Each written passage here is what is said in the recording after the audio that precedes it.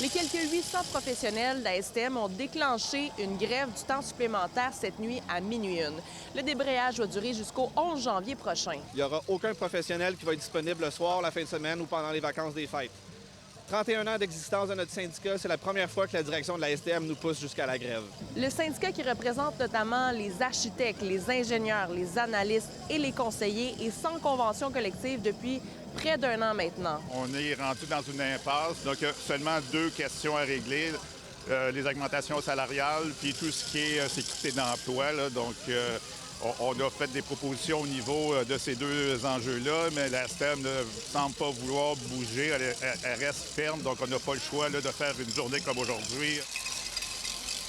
Puisqu'il s'agit principalement d'un syndicat d'employés de bureau, aucun impact n'est prévu sur la livraison du service pour la clientèle, explique la STM, ce qui n'est pas le cas avec le syndicat des employés d'entretien où le refus de faire des heures supplémentaires pourrait occasionner des retards ou des annulations dans les prochaines semaines. La STM indique que la médiation s'est terminée dimanche dernier, mais les discussions se poursuivent.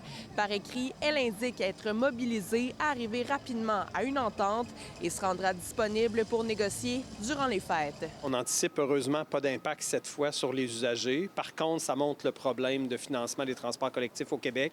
Plusieurs grèves à la STM. On en a eu cette année à Québec, à Gatineau, à Shawinigan. On est passé un cheveu à Longueuil d'être en grève également. On voit vraiment que les sociétés de transport ont presque pas de marge de manœuvre pour s'entendre avec leurs employés, avec les syndicats.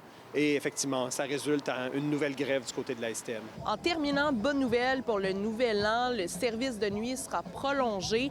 Pour les lignes orange, verte et jaune, on parle de 2 heures supplémentaires durant lesquelles le métro sera ouvert. Certains déplacements seront même possibles jusqu'à 3h20 du matin. À Montréal, Élie Mercure, pour Nouveau Info.